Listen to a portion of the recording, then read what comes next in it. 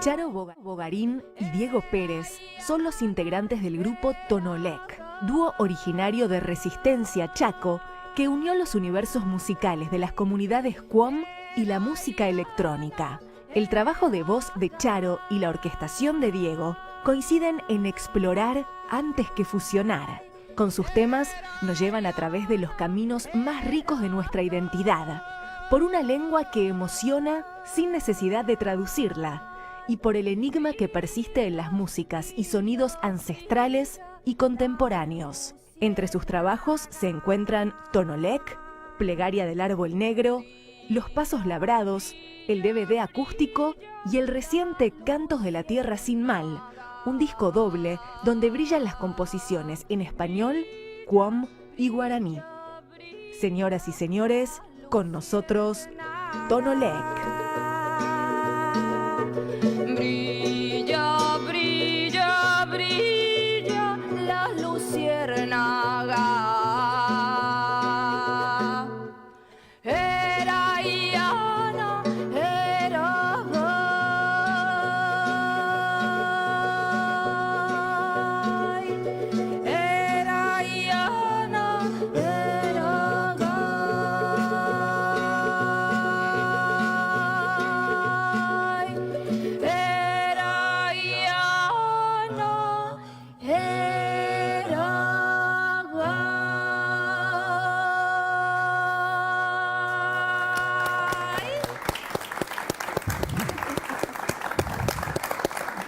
Bienvenidos, Gracias. Charo Bogarín, Diego Pérez, integrantes de Tonolec.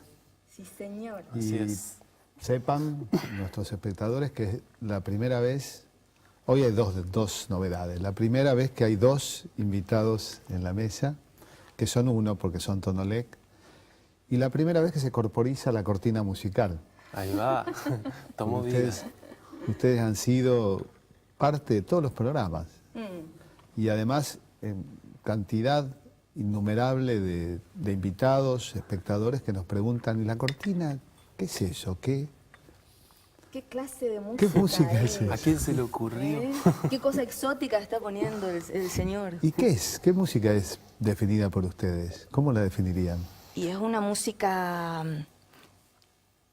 que propone una integración, una inclusión de dos mundos que cuando nosotros empezamos a trabajar con Diego en el año 2000 con esta propuesta de musical, ¿verdad?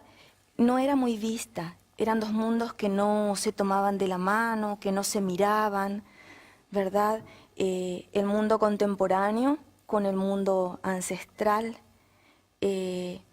toda la cuestión electrónica y tecnológica con lo acústico y desenchufado, una herramienta. Qué lindo decir desenchufado en vez de unplugged, ¿no? Sí, Sí. una herramienta, ¿verdad? Como es esta manera de componer que tiene Diego a través de la tecnología, con un qué decir. Y ese qué decir, encontrarlo en nuestras raíces, en nuestro suelo, en Argentina, que son nuestros pueblos originarios, que son sus cantos antiguos y que son sus lenguas vivas. ¿Ustedes de dónde son?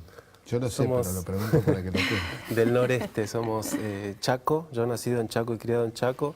Charito fue nacida en Formosa, en Clorinda, y después se vino para la Resistencia y se crió allá. Y bueno, siguiendo un poco esto que contaba Charo, yo creo que estamos hermanados en muchas cosas, nosotros como dúo, como Tonolec, por nuestras historias familiares y también porque de alguna manera sentimos artísticamente la necesidad de salir del Chaco para poder crecer, desarrollarnos a nivel profesional, y esa salida de nuestro nido fue la que produjo de alguna manera el darnos cuenta, el tener conciencia de lo que había en nuestro lugar, de lo que es nuestro folclore, de lo que son nuestros cantos originarios, de lo que es la cultura propia de cada región, ¿no? Y fue ahí que empezamos este viaje que hoy se llama Tonolec, que tiene que ver con viajar hacia el interior, hacia nuestro interior verdadero, y de alguna manera representarnos en un sonido que tenga lo ancestral, que tenga el contenido de nuestro lugar, pero que también tenga lo actual. Y ahí está la tecnología, ahí está la música y los ritmos contemporáneos, ¿no? Creo que eso está de alguna manera representado en Tonolec, y es el sonido que nos representa a nosotros. Nosotros buscamos eso más que nada, representarnos en un sonido, y creo que esa búsqueda después con el tiempo también fue siendo colectiva para mucha gente, ¿no? Porque mucha gente nos escribe, nos llama y nos dice, bueno, pero ustedes representan esta integración de raíces con electrónica, con cosas contemporáneas, y nosotros también nos sentimos identificados con eso, lo cual para nosotros es un placer inmenso que suceda, ¿no? Hablando de raíces, ¿cuáles son tus raíces? Vos sos formoseña, pero yendo más allá. Clorindense, fronteriza. La frontera, claro. Claro, de Formosa está Formosa y está Clorinda. Y Clorinda es la segunda en importancia, creo que tiene que ver porque es frontera con Paraguay, ahí nomás al frente lo tenemos a Asunción, cruzando un puente, y mis raíces son bien de acá, ¿verdad?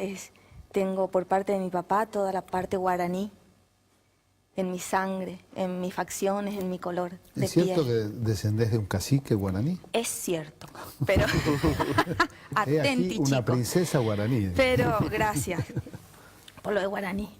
Y vos sabés que hablando con una amiga siempre cuento esta anécdota.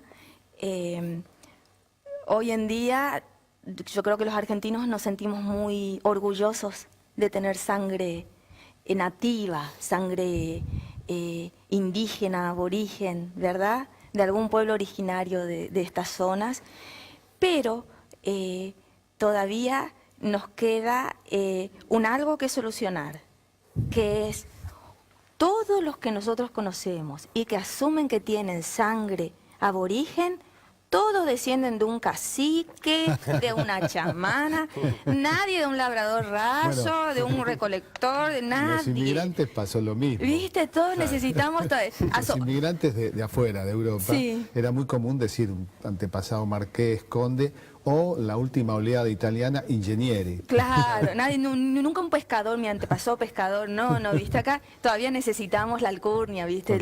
El decir, pero... Y es un país con nombre de plata, el nuestro. Viene Sí. de Argentum, Argentina, claro. así que tiene ese brillo, ¿no? Sí. Esa nobleza. Sí, somos rutilantes, un poquito. Pero creo que hoy hay como un orgullo de la pertenencia, ¿no? Sí. Me parece que hoy hay un renacer del orgullo de sentirse originario. Y eso me parece bueno, ¿no? Sobre todo en un país que ha discriminado mucho, Hay una que ha nueva- habido un Totalmente. racismo encubierto. Hay una nueva visión, me parece a mí, que tiene que ver con esta última década, que tiene que ver con un cambio que hubo acá en el tejido social, no solamente a nivel nacional, sino a nivel latinoamericano y a nivel mundial. De volver un poco a lo de cada uno, a las raíces, entender que entendiendo el folclore, la cultura, lo que se hace en cada lugar, uno genera una identidad que es mucho más poderosa. Y lo que acá en Argentina, en tiempos donde ya hemos pasado tragedias como la del proceso y venimos sosteniendo una democracia, acá en Argentina corren estos nuevos aires de formarse con una nueva identidad, de asumirse con todos los colores que tenemos, con todas las razas que somos. Y creo que cada uno lo vino percibiendo a eso desde su lugar, desde el Estado. Hemos observado que se vienen bajando políticas que favorecen a lo que es la visibilización de nuestros pueblos originarios.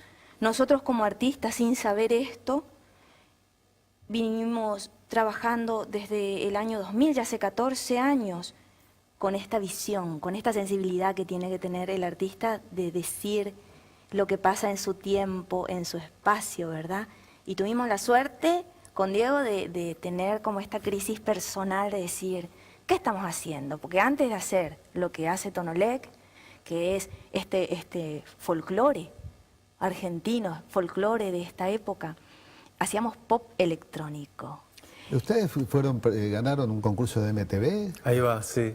¿Cómo fue? Bueno, lo que estaba contando un poco Charo es eso. Nosotros primero empezamos haciendo música electrónica, que era muy exótico en el Chaco en el año 2000 estar haciendo música electrónica. Resistencia tiene una impronta igual muy vanguardista y se hacían fiestas electrónicas ya en el año 95, por ahí, en fábricas abandonadas.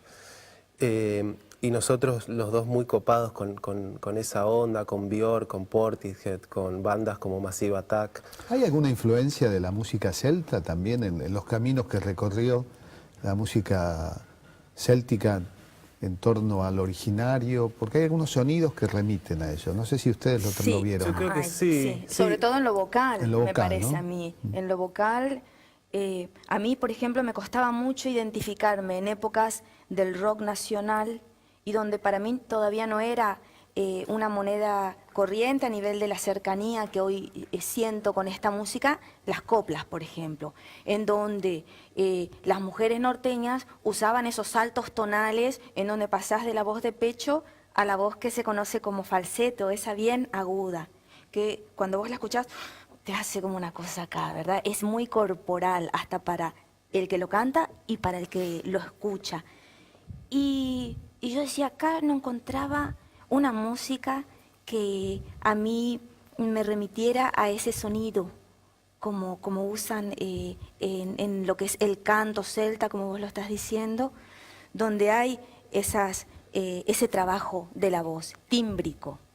Y todo venía por un desconocimiento, por supuesto, y por una cultura tapada de acá, ¿verdad? Una cultura tapada en donde nosotros acá, porque todas las músicas originarias y de raíz tienen algo en común, y es esta manera de lamento, esta manera de expresarse desgarrada que hay, que en la mujer se siente mucho eso, porque la mujer puede usar esos timbres agudos, ¿verdad? Y después sí, cuando estuvimos con las mujeres con el coro Toba Chelalapí, escucho a las mujeres cantar así. Lo he escuchado en Chaco.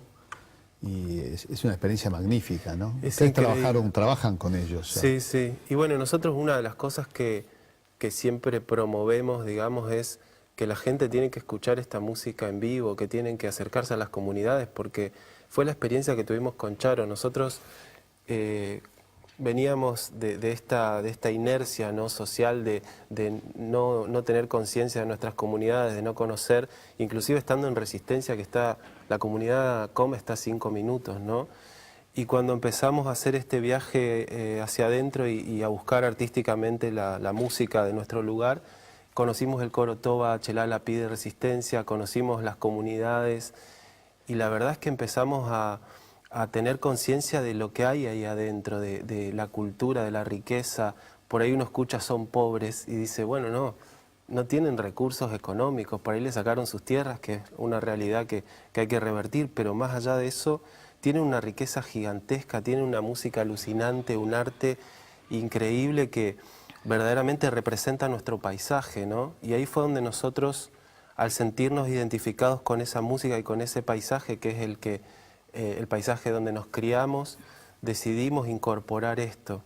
Y el coro Toba Chelalapí fue el primer canto com que nosotros escuchamos, la primera música com, con un tema que se llama Noyetapec, que está en nuestro primer disco, que decidimos versionar en ese momento.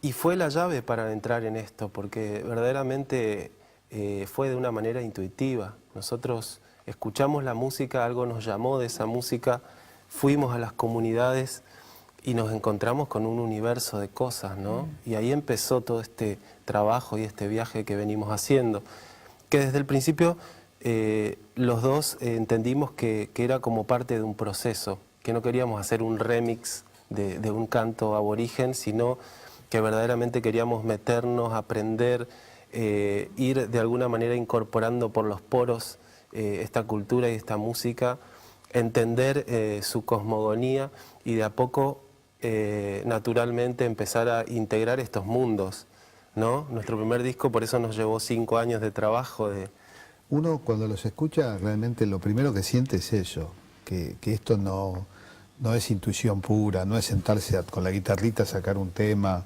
Está todo craneado. Creo que se ve la parte, uno intuye la parte de abajo del iceberg, porque primero el idioma. Hay un trabajo de campo que es muy importante, Jorge. Antropológico prácticamente. Casi, no nos somos jóvenes todavía y no, eso, como dice Diego, no hay una rigurosidad científica en lo que nosotros planteamos, pero sí hay un trabajo de dedicación que uno lo va viendo a través del tiempo. Nosotros ya tenemos 4 discos editados, hemos trabajado hasta este tiempo ya con 2 lenguas originarias, la lengua com y la lengua guaraní. Eso implica un estudio de la lengua, eso implica un abordaje desde otro lugar, y no solamente aprender las formas musicales, aprender también la cosmogonía, la forma de vida de estos pueblos, para poder después transmitirlo, ¿verdad?, en lo que es eso que tenés en tus manos. Sí, yo tengo la costumbre, ahí me sale un poquito el director y pedía gritos. Ya sabes que te van a pedir el insert. Claro. Bueno, vamos a ir a un corte y volvemos enseguida con Tonolec.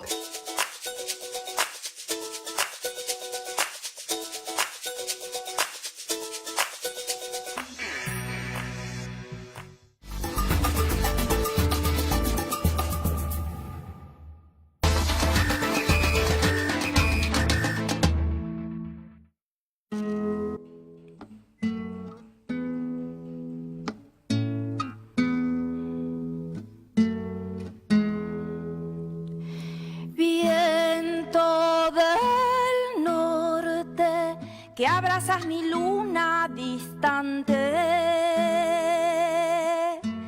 tierra quebrada, transitar de los pies cansados, fondo del alma, son tus ojos claros, poema y luz, y de se formó tu canto y el mío. Una canción no es canción si no hay con quien compartirla. Y una ilusión no es ilusión, morada es camino y guía.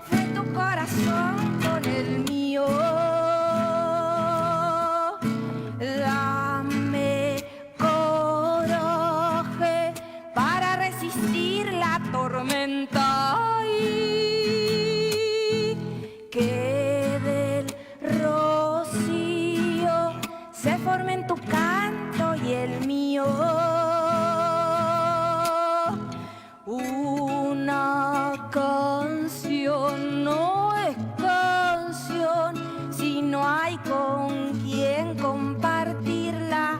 Y una ilusión no es ilusión, memorias, camino y guía.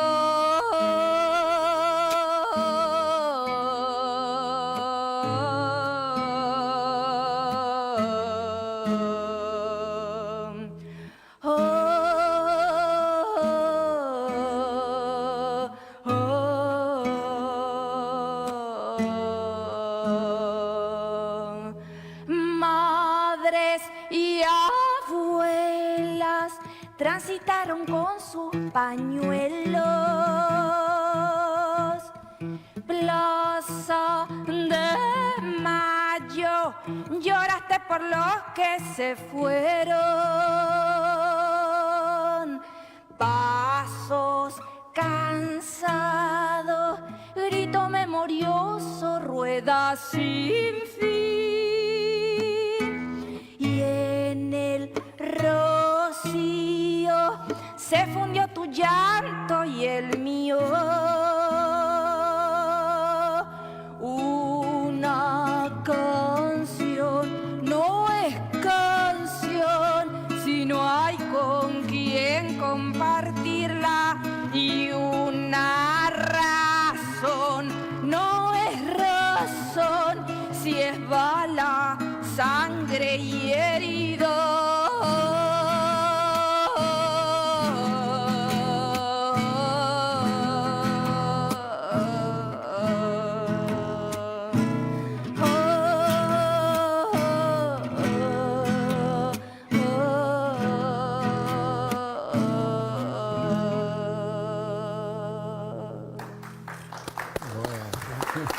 Versión acústica improvisada. Claro, porque quienes escuchan a Tonolec suelen escuchar las versiones que tienen mucha impronta electrónica, ¿no? Claro, sí, la esencia nuestra, que es esta mezcla, esta integración de electrónica con acústica y música de raíz, ¿no?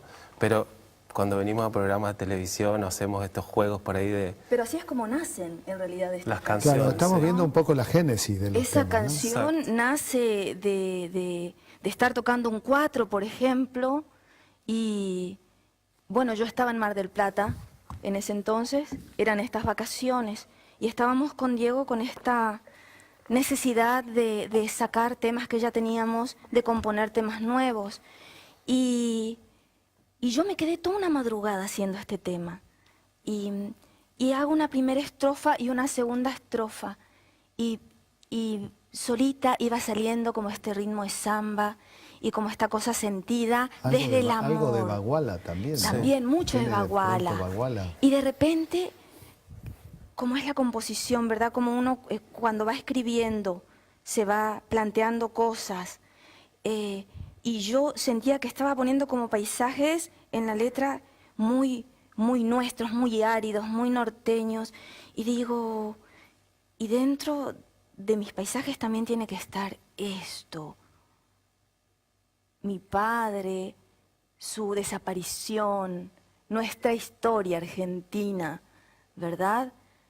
Estas cuestiones de las madres de Plaza de Mayo, lo que ellas significan, porque uno también quiere que el canto perdure, y si uno no narra un poquito de lo que es la historia de cada uno, creo que hay menos asidero después, ¿verdad?, para aprenderse de las canciones. Y en la madrugada yo estaba y decía, quiero poner esto, ¿de qué manera lo pongo? Y es, bueno, vos sabrás lo que es escribir. Dar vuelta a una cosa, dar vuelta a la otra, ponerlo de una manera, de otra. ¿Cómo ponés? ¿Qué figura elegís para contar una parte trágica de esta historia? ¿Verdad? En Techo de Paja, por ejemplo, también aparece esta parte de historia, nada más que con una mención a mi padre, donde yo digo, padre, morada, presencia en mi piel.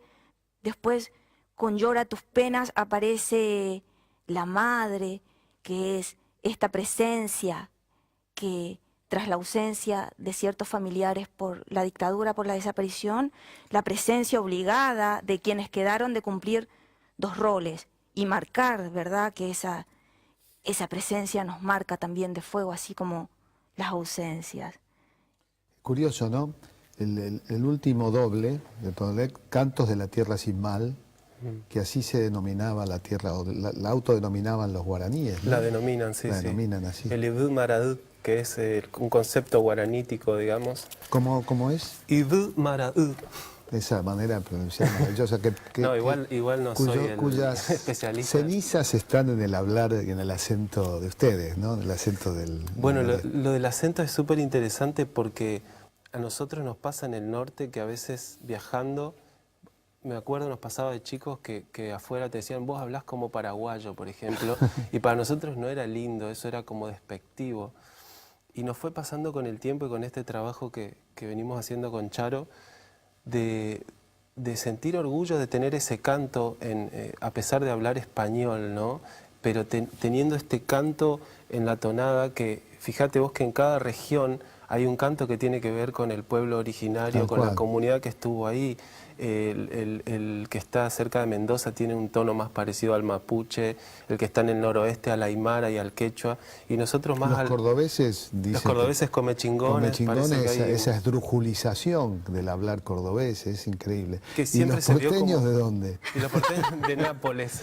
Porque uno se pregunta si el che viene de Valencia o si viene del che, que quiere decir gente en lengua mapuche. En mapuche, Y sí. puede venir de una mezcla de todo en realidad. De Cuando las uno dos. empieza a querer buscar los orígenes de la palabra, a veces lo podés explicar y coinciden las explicaciones tanto en un idioma como en otro. Y lo cierto es que si uno tiene la oportunidad de viajar a Italia, nosotros fuimos con Tonolec a Roma, como comitiva argentina, enmarcado dentro de lo que era una exposición de tango, y ahí fue Tonolec, para que veas lo nuevo que es Qué nuestro bueno. género, a nivel de que gusta, pero por ahí no saben dónde Bueno. enmarcarlo.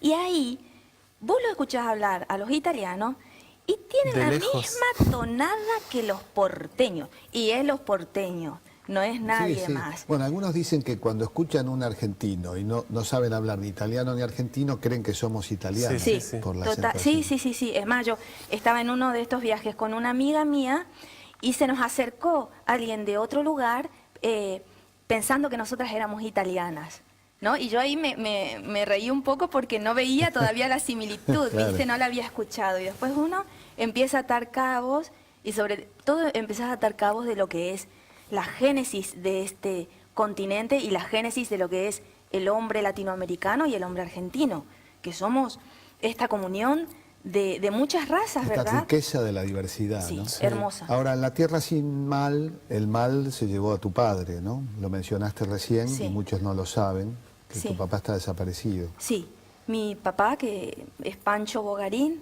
Francisco Javier Bogarín, él militaba dentro del peronismo, era un orador. Su lucha era con las palabras.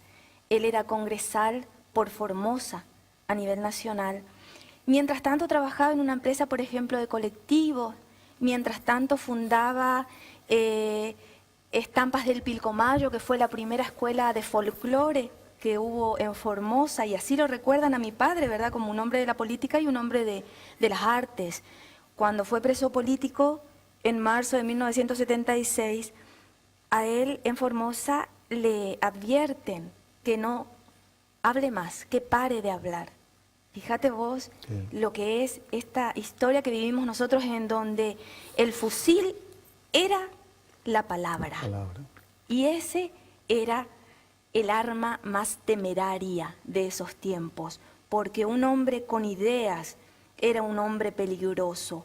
Entonces era más fácil combatir a quien llevaba una granada en el bolsillo o a quien llevaba un arma, porque podían combatir de igual a igual, quizás fuerza contra fuerza, ¿verdad? Violencia contra violencia, que alguien que tenía la capacidad de pensar un país diferente, una Argentina diferente, una democracia para todos. Mi papá desaparece con 29 años y ya desaparecido cumple 30 años. O sea, un hombre joven, esta generación joven que fue arrasada, generación con ideas, ¿verdad? Y ese fue mi padre. En septiembre lo llevan, lo desaparecen finalmente. ¿Del 76, 77? En el 76 fue 76. esto. El hecho más cercano de Clorinda que pasó en esa época fue lo de Margarita Belén en Resistencia Chaco. En Chaco. Pero ahí averiguamos y no habría estado ahí. El año pasado, entre Formosa y Clorinda, se hizo un rastrillaje porque un excomisario arrepentido había declarado. En realidad, él en ese momento no era nada. Después se metió, ¿verdad?, a las fuerzas. Pero en ese momento era alguien que manejaba un camioncito y le tocó ver cómo llevaron a hombres maniatados. y con fajas en los ojos a meterlos dentro de un campo y escuchar que los ametrallaban, ¿verdad? Y él dijo que entre esos hombres, entre esos varones, estaba Pancho, mi papá, y buscaron el año pasado. Se hizo una acción por parte de toda la parte forense, ¿verdad?, que trabaja ahí, que ellos se están moviendo en toda la Argentina en realidad, ¿viste? Es como... Y no encontraron nada. Hasta el momento nosotros no sabemos dónde está su cuerpo, dónde velarlo, dónde prender una vela. Por eso usás el tiempo presente, que esto es importante, ¿no? Que, claro. Que decís, mi padre es. Ah, no, yo no me doy cuenta. Claro. Sí, puede Y ser. Diego, tu papá también fue un militante, Sí. compañero, fue tu padre, como lo vivo yo. Y en el caso de tu padre, más específicamente por la corriente de la izquierda nacional, ¿no? Exacto, sí. Lo hablamos en el próximo bloque porque el ¿Cómo no? director Dale. me está diciendo por este lado que tenemos que ir a un corte. Y seguimos hablando con Tonolec.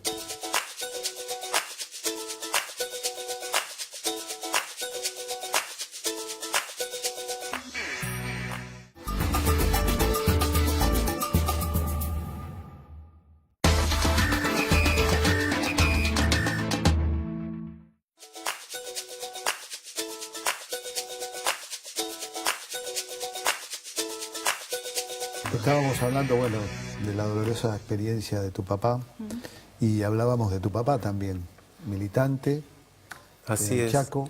Sí, mi viejo estuvo en el Frente Izquierda Popular con Abelardo Ramos, que vos lo conocés. Como yo.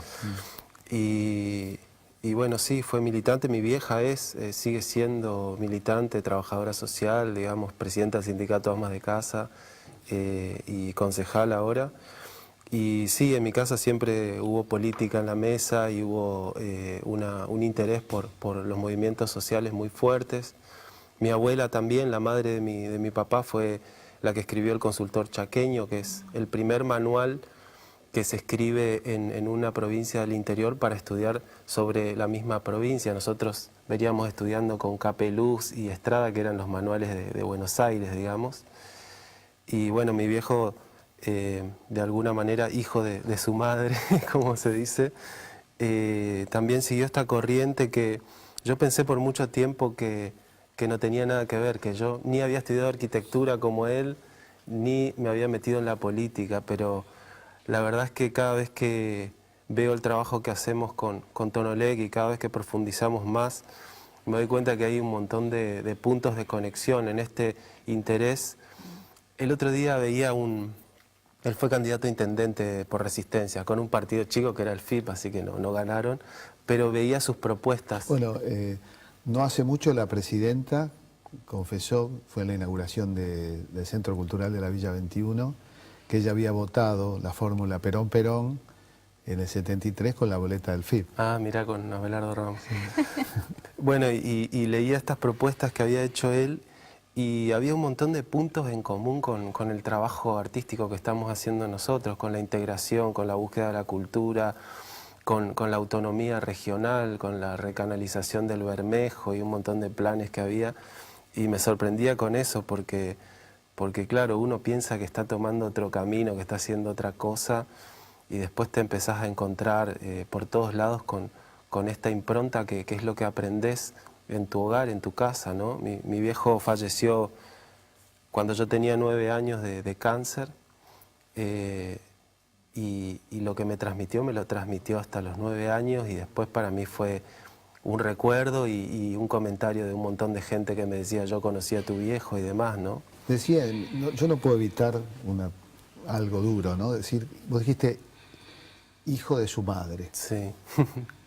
Y no puedo evitar pensar, voy a aludir el nombre, de una señora chaqueña, referente política de primer orden, muchos sabrán de quién hablo, que también es hija de su madre.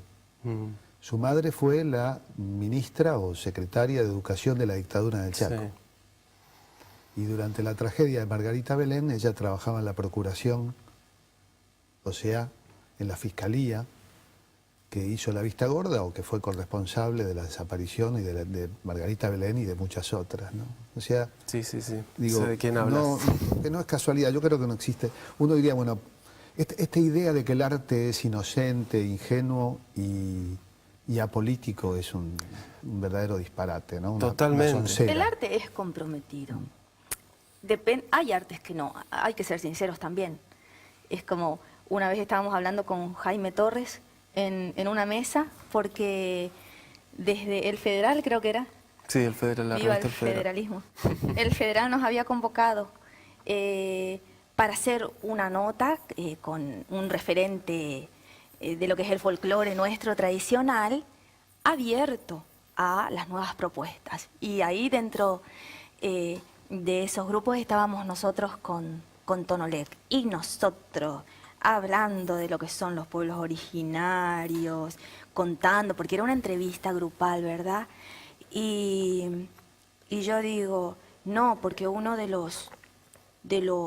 las mayores enseñanzas de los pueblos originarios es que ellos no toman a la gente adulta, a la gente anciana, como un trapo viejo.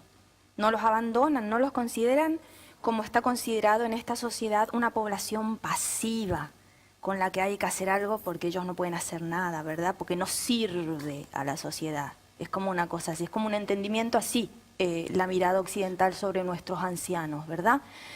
Y entonces yo digo, y lo que rescatamos es esta sabiduría de los ancestros, de los ancianos, de la gente mayor. Y dice Jaime, sí, querida, pero hay cada viejo pelotudo. Y yo me quedé mirando porque, claro, él de igual a igual también estaba diciendo una cosa y a él no le vas a hablar, él es un originario también, ¿verdad? Es como... con esto venía a decir algo que tenía relación con la anterior cuestión que estábamos hablando. A ver, Jorge, ¿qué era lo que Y de estabas los diciendo? hijos, de ser hijo de su madre. No, sí, pero después ya canalizamos otra cosa, después de Lo esa interesante reflexión. lo interesante de lo que dijo Jaime ahí es que algo que nos pasa a nosotros con la gente que nos pregunta ¿y cómo son en las comunidades y qué sé yo? Y uno perdió, al tomar contacto, perdió esa visión romántica de lo que son las comunidades. Hay de todo, hay Claro, gente obvio. buena, hay gente mala.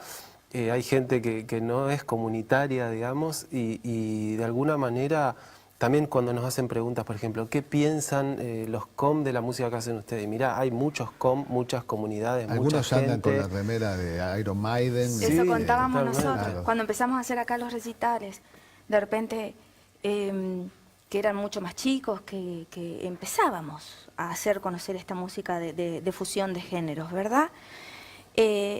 Invitábamos también a músicos, a gente de la comunidad, o coincidíamos en lugares con gente de la comunidad de Derqui. Y nosotros, levantando como esta bandera, siendo puentes culturales, ¿verdad? Difundiendo lo que es nuestra cultura antigua a través del arte, de su música, y de repente vemos un joven de ellos con una remera de Iron Maiden. Pero esto, Porque hay muchas de Iron Maiden. aparte de... Ahora está la de- bandera británica de Pero moda, por esta ejemplo, reflexión Balú. tiene una doble lectura, que nosotros después nos damos cuenta, porque primero lo contábamos como esta cuestión paradójica, ¿verdad?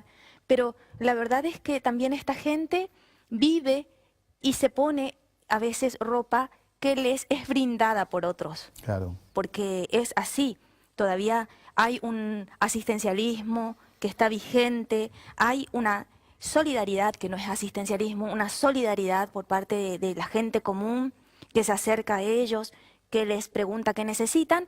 Y bueno, en una de esas el pobre ligó su Iron Maiden y nosotros lo estamos calificando de alienado, pero a lo mejor no era eso, es simplemente que se puso esa remera porque es la que recibió de arriba, ¿verdad? Sí, además, cuando uno habla de los pueblos originarios, la identidad cultural o la tradición cultural profunda está llena de elementos. Por ejemplo, uno cuando habla de los aztecas, está hablando de un pueblo que practicaba el genocidio y el exterminio de los pueblos cercanos. Por eso Hernán Cortés, con un centenar de españoles, pudo conquistarlos, porque tuvo la ayuda de Malinche hasta todos los demás, ¿no? Totalmente. La práctica del canibalismo, etcétera, etcétera. Hay una visión romántica. Sí, a veces es exagerada, porque uno dice, bueno, si radicalizamos la cosa, agarremos los barcos y vayamos, no, Claro, de nuevo, pero en ¿no? realidad Eso es imposible. Yo creo que en realidad el problema de toda esta visión romántica es que se pone distancia. Porque vos decís, no, ellos son así. Los estereotipás, los pones en una vitrina de museo y de golpe perdés la interacción, perdés una relación directa con ellos, que es lo que nosotros aprendimos yendo de alguna manera, que ellos lo que quieren es conocer, aprender, saber de afuera, también tienen su cultura, como todos nosotros, viajamos y de hecho la gente nos pregunta cómo toman nuestra música y nosotros vemos en ellos a la parte menos prejuiciosa de la sociedad en el sentido de lo innovador que puede ser, lo innovadora que puede ser nuestra música. Por ejemplo, una anécdota que siempre contamos es que empezamos a trabajar en nuestro primer disco con mucho miedo y con reticencia porque sabíamos lo que es la música para ellos, lo sagrada que es y todo. Nosotros estábamos poniéndole electrónica, integrando, y de golpe un demo llega a una comunidad y lo escuchan. Y nos dejan un mensaje en el teléfono, en el contestador que decía, escuchamos las canciones que hacen y queremos que nos hagan electrónicas nuestras canciones. Como que ellos tenían canciones compuestas. Y nosotros dijimos ahí... Hay un ensamble que tiene que ver, por ejemplo, las letras en general son muy simples. Sí. Y ustedes las trabajan con la repetición, Sí. repetición y repetición. Es Y eso recuerda mucho a la música electrónica, que es el loop. Totalmente, es el nexo, digamos, hay un montón de cosas en común entre la música de raíz, la música aborigen y la electrónica. Esto es la repetición que te lleva a un estado diferente, ¿no? Porque ellos la música la usan con fines muy importantes dentro de la comunidad. La usan para curar, la usan para viajar a comunicarse con los dioses, la usan para unificar diferentes comunidades que están separadas, bueno, para enseñar. Entonces, la forma de la música se hace de otra manera, la estructura no es estrofa, estribillo, sino que lo que se busca verdaderamente es entrar en un estado, que la música sea vehículo, que sea canal, ¿no? Y eso es algo que para nosotros también fue muy fuerte, conocerlo y después poder de alguna manera aplicarlo, porque uno estando en un ámbito urbano, por ahí se acostumbra mucho a que la música es un relleno. Bueno, Claro, estás en la sala de espera del No hay dentista. nada peor que eso. No hay nada Totalmente, peor que eso. y pasa también en el Que tenerla escenario. en un plano. Un día estaba en mi oficina Sí. y tenía bajo música clásica y entró Miguel Ángel Estrella y vi la cara. Y me dijo, discúlpame, sí, ya entendí. Claro. Y saqué la música, porque nada peor para un muy buen músico que tener la música en un plano así, de segunda, ¿no? Creo que es el tiempo que nos tomamos para cada cosa, ¿no? Tiene un poco que ver con eso y para nosotros fue un choque muy importante y muy determinante para nosotros como personas y como músicos, porque a partir de ahí nos dimos cuenta que subirse a un escenario no era subirse a mostrar las destrezas, sino que estábamos canalizando una música que tiene que ver con una energía que es de todos, ¿no? Y que de alguna manera lo que estábamos haciendo es algo colectivo, cumpliendo una función comunitaria. La música cumple una función comunitaria muy importante. Ya nos tenemos que ir y quedan tantos temas, la relación con el movimiento, con la danza, la experiencia en cine, quedan temas. Yo creo que vamos a tener que hacer otro. De segundo. Pero nos vamos Segunda parte. porque está eso del tiempo, Sí, de claro. televisión como en toda vida occidental. Vamos a despedirnos con un... pero Director, creo- los tiempos no son los que corren, sino uno. Nos vamos con este tema Nos entonces. vamos con un tema. Un ¿Qué tema, hacemos, guaraní? sí, este tema es Bello Tacuaral Tacuarí Porá, que fue uno de los primeros temas que hicimos para Cantos de la Tierra Sin Mal, que versionamos y que adaptamos, ¿verdad? Porque en principio de una recopilación de Pérez Bugallo, Ajá. del señor Pérez Bugallo, que ya no está entre nosotros, pero dejó su obra. Una vez que estuvimos en Cosquín, yo había comprado ese CD de Pérez Bugallo, donde era música en buá guaraní. Y adentro lo lindo de este recopilador y músico es que también tenía este mismo trabajo que hace Tonolec, que es escribir adentro y poner en guaraní, en embuá guaraní, que no es lo mismo que guaraní solo, en embuá guaraní las letras y traducirlas y explicarlas abajo, ¿verdad? Algo que a un músico, a mí me encanta eso, ¿no? Abrir un disco y poder empezar a bucear un poco por donde el músico también estuvo buceando. Y estaba esta canción cantada a capela, ¿verdad? Y decidimos con Diego hacer esta versión de un canto tradicional guaraní, que dice así.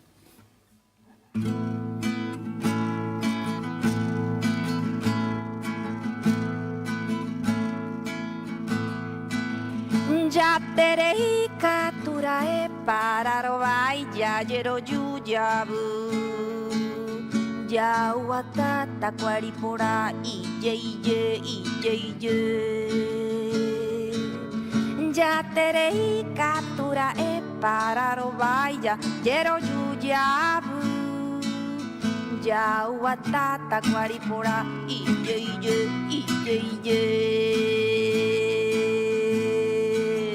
¿Quién es el dueño de las copas, el más fuerte, el resistente? Es el jaguar que se guarece en el bello Tacuaral. ¿Quién es el dueño de las copas, el más fuerte, el resistente? Es el jaguar que se guarece en el bello Tacuaral.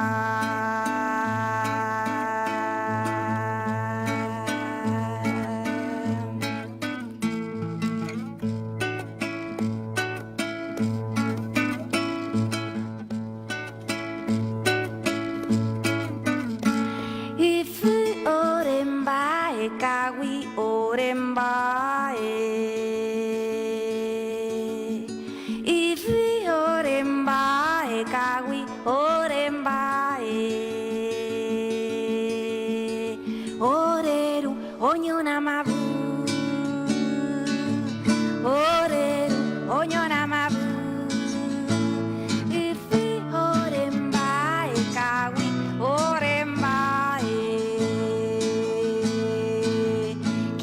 es el dueño de las copas, el más fuerte, el resistente. Es el jaguar que se guarece en el bello Tacuaral. ¿Quién es el dueño de las copas, el más fuerte, el resistente? Es el jaguar que se guarece en el bello Tacuaral.